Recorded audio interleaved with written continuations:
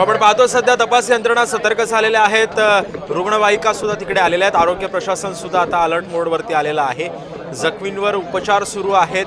आणखीन मृतांचा आकडा वाढण्याची सुद्धा शक्यता वर्तवली जाते आणि याच पार्श्वभूमीवर सध्या तिथे प्रशासन सतर्कतेवरती आलेलं आहे। नवी दिल्लीतील लाल किल्ला मेट्रो स्टेशन जवळ काल स्फोट झाला। या प्रकरणी एक मोठी माहिती सुद्धा आता समोर आलेली आहे। या प्रकरणातील हरियाणामधल्या गुरुग्राम पोलिसांनी मोहम्मद सलमान नावाच्या व्यक्तीला सुद्धा ताब्यात घेतलेला आहे। दिल्लीमध्ये ज्या i20 कारचा स्फोट झाला होता ती कार सुद्धा मोहम्मद सलमानच्याच नावावर असल्याचं आता उघडकीस झालेलं आहे। एनआयएकडून घटनास्थळी नाकेबंदी करण्यात आलेली आहे। तिथल्या परिसराचा सुद्धा तपास घेतला जातोय।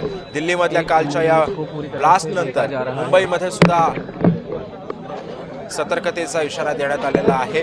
पोलीस प्रशासन मुंबईमध्ये सुद्धा अलर्ट मोडवरती आलेला आहे। एनआयएचं एक पथक या ठिकाणची कसून तपासणी करत आहे।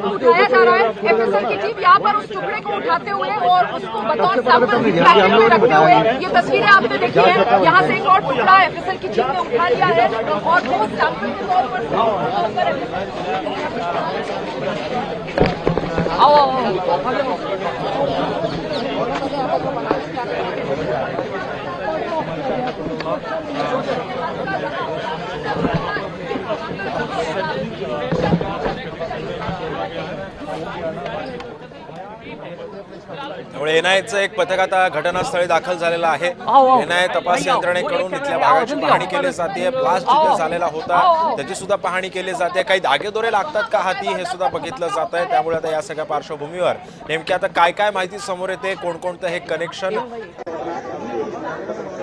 कोणतं कनेक्शन या प्रकरणी आता समोर येतं हे सुद्धा पाहणं तितकंच महत्त्वाचं आहे।